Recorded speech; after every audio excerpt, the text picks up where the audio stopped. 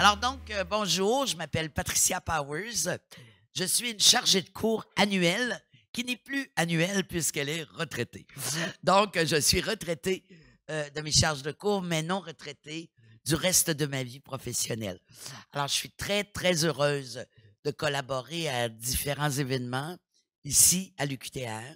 Merci à tous ceux et celles qui font appel à moi. Je l'apprécie grandement. Alors donc, une belle journée devant nous. Une belle journée, vraiment.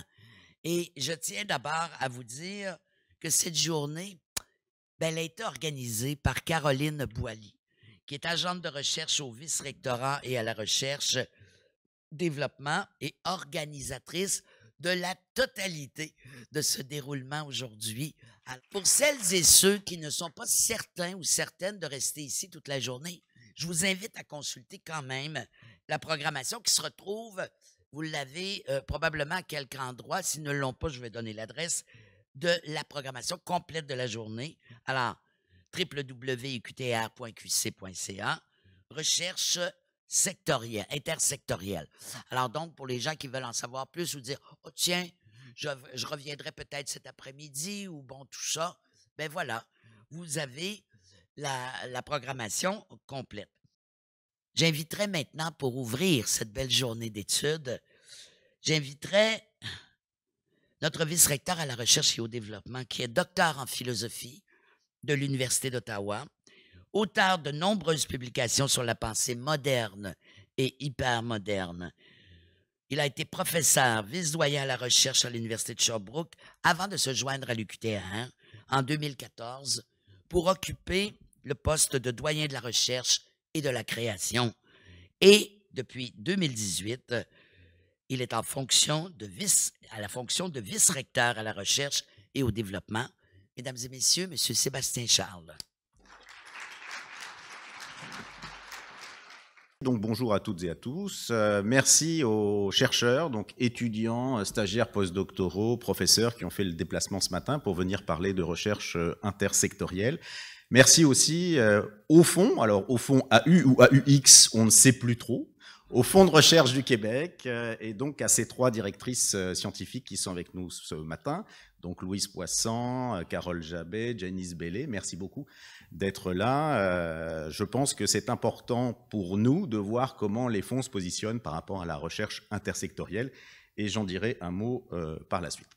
Donc, avant de commencer ce que j'ai prévu comme un cours de philosophie 101, je vais vous faire une petite présentation de nature intersectorielle en mêlant un petit peu l'histoire des sciences humaines et l'histoire des sciences naturelles. J'aimerais bien sûr, pour celles et ceux qui nous viennent de l'extérieur, mais aussi pour celles et ceux qui nous viennent de l'interne, vous souhaiter la plus cordiale des bienvenues. Ce que j'aimerais faire avec vous ce matin en peu de temps, parce que je vois qu'il me reste déjà plus que 12 petites minutes, c'est de prendre le temps de réfléchir avec vous sur ce que signifie donc l'intersectorialité, quelle est la nature, l'essence de ce concept, et puis aussi de vous poser ou de vous amener à réfléchir avec moi sur ce qu'il pourrait représenter, à la fois pour des organismes de financement de la recherche, mais aussi pour la communauté des chercheurs. Donc, qu'est-ce donc l'intersectorialité et pourquoi la mettre de l'avant aujourd'hui?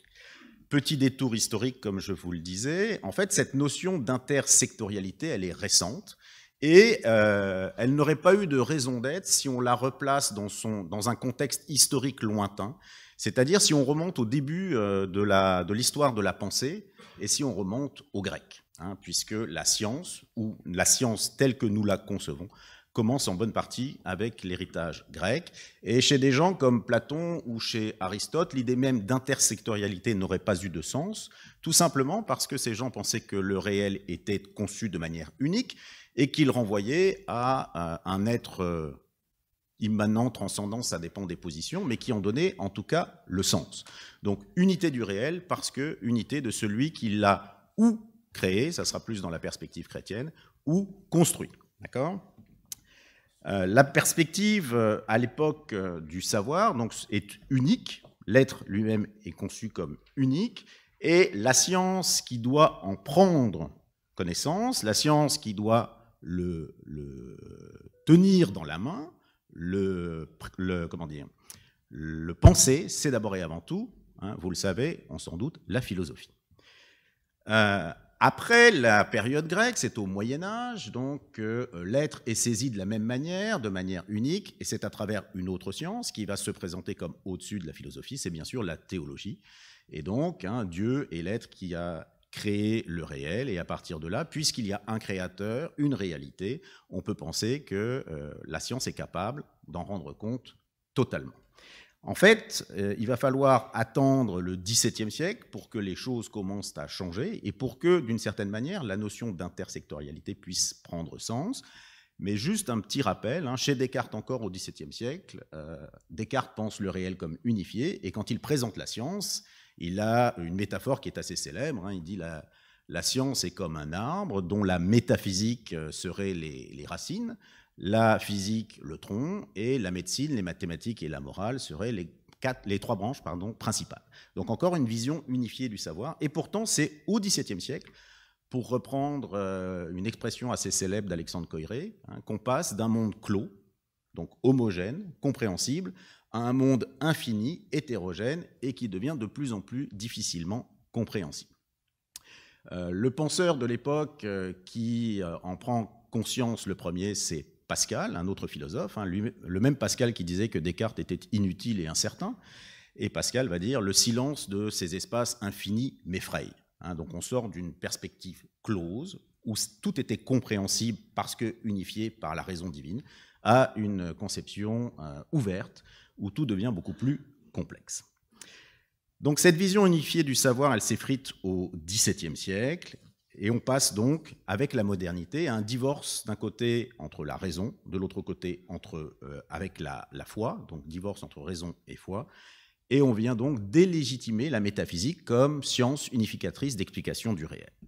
C'est à partir de ce moment-là, petit à petit, donc à partir du XVIIe, XVIIIe, XIXe siècle, que les sciences vont s'affranchir de la philosophie et de la théologie, qu'elles vont avoir leur propre champ de légitimité, avec leurs critères, leurs méthodes, leurs résultats. La science devient alors hypothético-déductive. On va parler par la suite de faillibilisme, c'est-à-dire qu'une théorie scientifique se maintient tant qu'elle n'a pas été remplacée par une théorie qui permet de mieux expliquer le réel. Quand Nietzsche déclare dans le Gai Savoir, donc au XIXe siècle, que Dieu est mort, c'est exactement ce qu'il veut dire. À savoir que nous n'avons plus de savoir englobant pour penser la réalité, tout simplement parce que plus rien ne nous garantit que le réel est rationnel et qu'il est la résultante d'un être lui-même rationnel et qu'il peut être pleinement compris.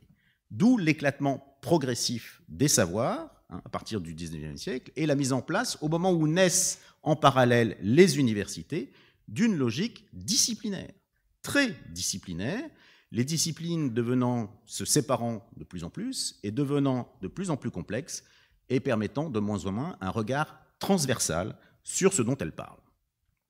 Alors pourquoi aujourd'hui sortir de cette logique disciplinaire? Pourquoi aller plus loin qu'une logique interdisciplinaire ou multidisciplinaire, telle qu'on essayait de le penser au XXe siècle, pour remédier en partie à cet éclatement des disciplines?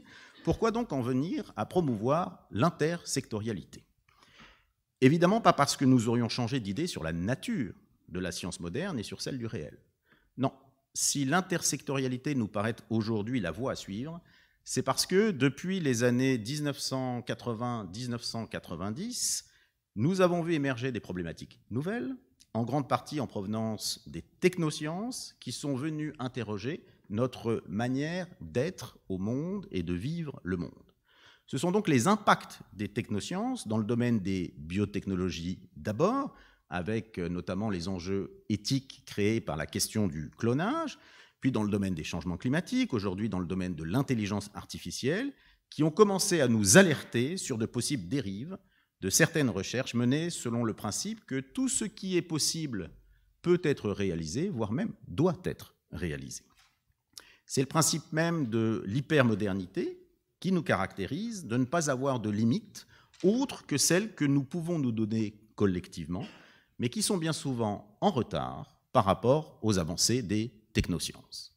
Dans ce contexte, la notion d'intersectorialité prend tout son sens, puisqu'il s'agit de penser en amont les enjeux du développement scientifique et de réfléchir aux éventuelles conséquences de telle ou telle avancée scientifique avant même qu'elle puisse être menée à son terme.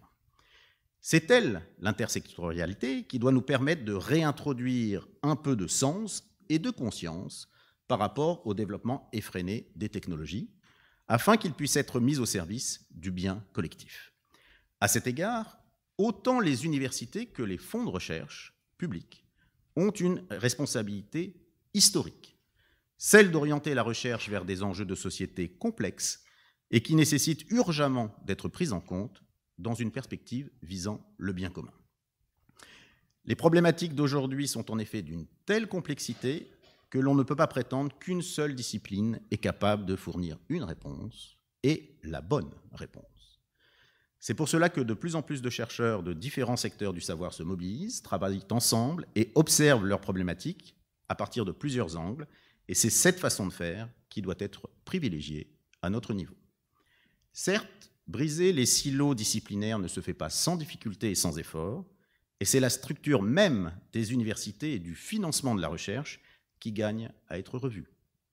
Puisse cette journée constituer un jalon important dans cette remise en question de nos façons de penser et de faire.